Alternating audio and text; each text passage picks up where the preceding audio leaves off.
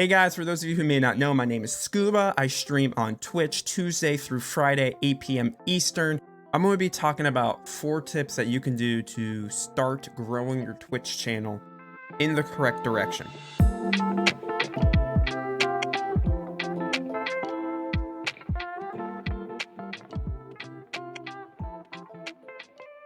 So in this video, I'm trying to give you guys some tips to grow on Twitch. Most of the videos out there, when they're made by Twitch streamers who have already made it. They already have thousands or hundreds of thousands of viewers. I'm not a Twitch streamer who's quote unquote made it. I am a Twitch streamer who has less than 400 followers at the time of making this video. I average roughly 17 viewers per stream, and I'm still learning how to grow. Right now, I'm still a small streamer, so I get a lot of the stuff that you guys might be struggling with, and I think that I have advice that I know worked for me that could work for you. The first tip is one that you've probably heard quite often, and it's to have a schedule for when you stream. This is really, really important because if you're streaming inconsistently, it's hard for your developed community to know when you're going to go live. The reality of the situation is that your community, if they enjoy your content, they're going to rearrange their own schedule to make sure that they get to see your Twitch stream. And if you're streaming at random times, it's going to be difficult for your community to be able to figure out when you're going to go live and how they should rearrange their schedule to meet yours. The other important thing is that when you are developing a schedule, stream less than what you think you should be streaming. And what I mean about that is that if you want to be successful on Twitch, you can't view this as you being just a Twitch streamer. You need to view this as you are a content creator, and that implies you are creating content on multiple different platforms. And if you're streaming 6 hours a day, 7 days a week, that gives you a very, very, very small amount of time left over for you to be able to effectively create new content that other people could see on different platforms. The other important part of the schedule is that you need to stick to it. If you say you're going to stream, for example, Tuesday through Friday, make sure you stream Tuesday through Friday. When you develop your community is going to very much be based around the times that you stream. If you stream outside of your schedule, you're not actually streaming to that community you've developed. There's a chance that majority of those people will not be available at those times because, again, those people will rearrange their schedule each week to see you during your schedule. Another reason why that's important is that when it comes to Twitch, if you stream and you are consistent over time, the Twitch algorithm processes that you are a consistent streamer on this game at these times.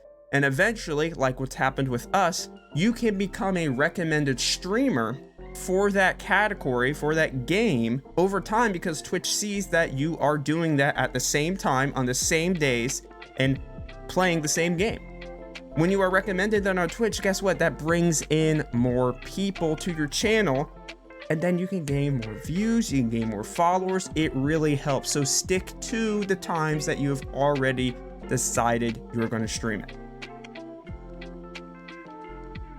The other big detail when it comes to streaming is picking your game that you're going to stream. Now, one of the things that you probably have heard if you've watched some other YouTube videos is that you should not stream games that are oversaturated. I agree that you should try to avoid games that have a lot of streamers already streaming it with a lot of viewers already watching. But the reason why I think that you should not stream oversaturated games isn't actually because those games are oversaturated. It's because the oversaturated games happen to be a particular type of game. When you look at the top games on Twitch, they're usually games like Warzone, Fortnite, Valorant, Apex Legends, and a lot of the games that are at the top of the catalog happen to be games that are first-person shooter games. You should avoid starting out streaming those games.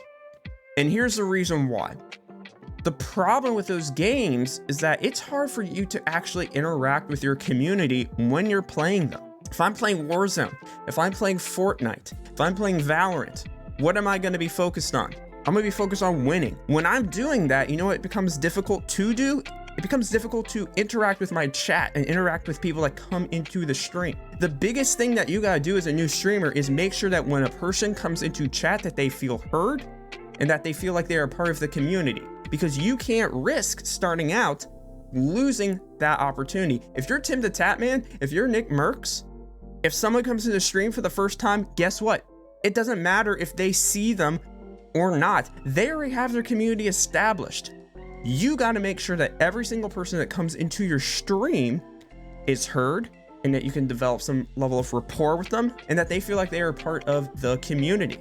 And if you're more focused on the game than you are focused on talking with their chat, guess what? People that jump into that chat, they've seen 1 billion Warzone streamers. They've seen 1 billion Fortnite streamers. They've seen 1 billion Valorant streamers. The unique thing with small streamers is that you get the opportunity to interact with each individual viewer that comes into your chat. So make sure that when you select a game, you select a game that allows for you to still be able to engage with the chat, something casual. That's one of the reasons why I stream Minecraft, because it's just casual enough for me to be able to still talk to my chat, be able to get to know any new person that comes in the stream, and I don't have to be hugely focused on the game that I'm playing. I'm just placing down blocks, or I'm, building a structure or farm or whatever.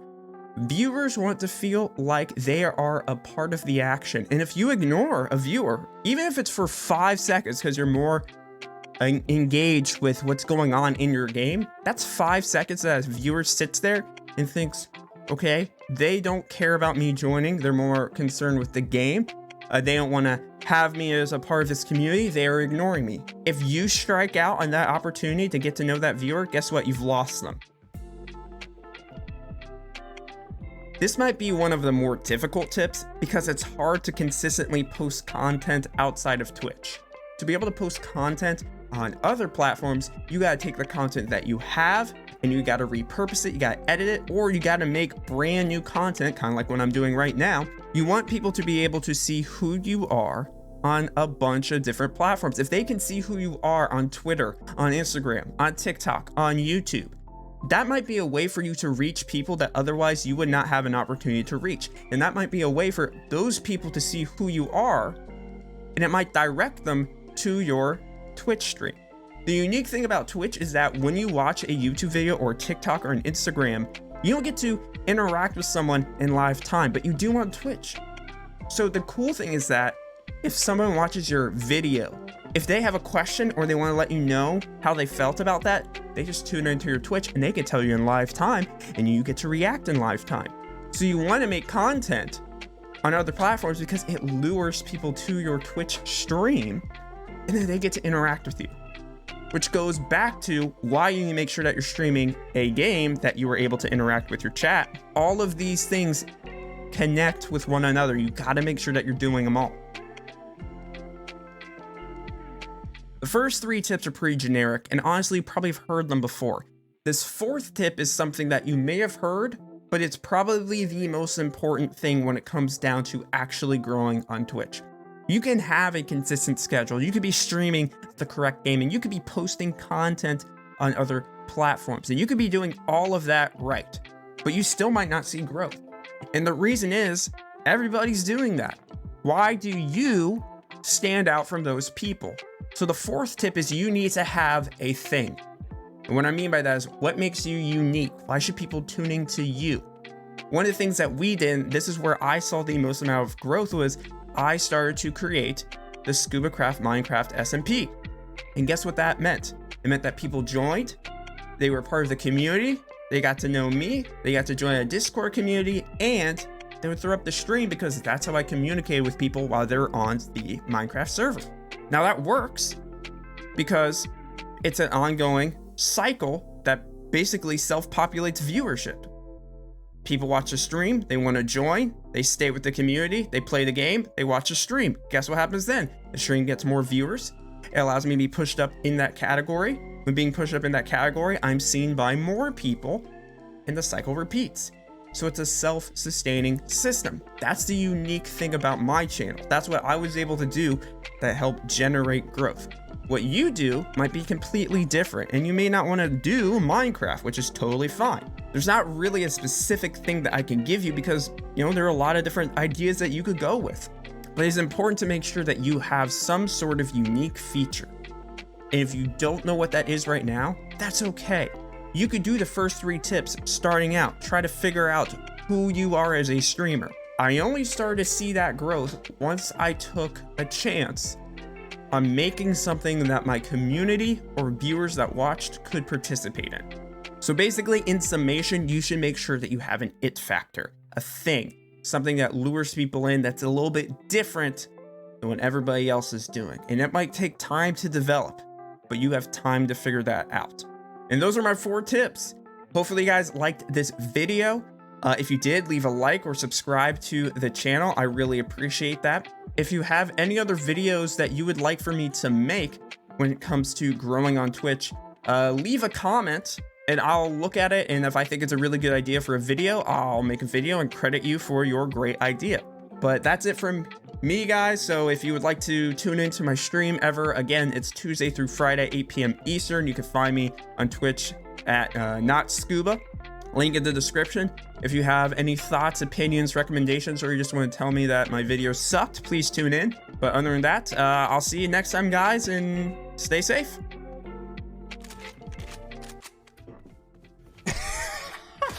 I'm sentenced to having the worst teammates for the rest of my life. I'm Sisyphus. I roll the ball up the hill and then my teammates are on the other side pushing it back down. 10 seconds left. Damn, I'm Atlas. Because I put the world on my shoulders.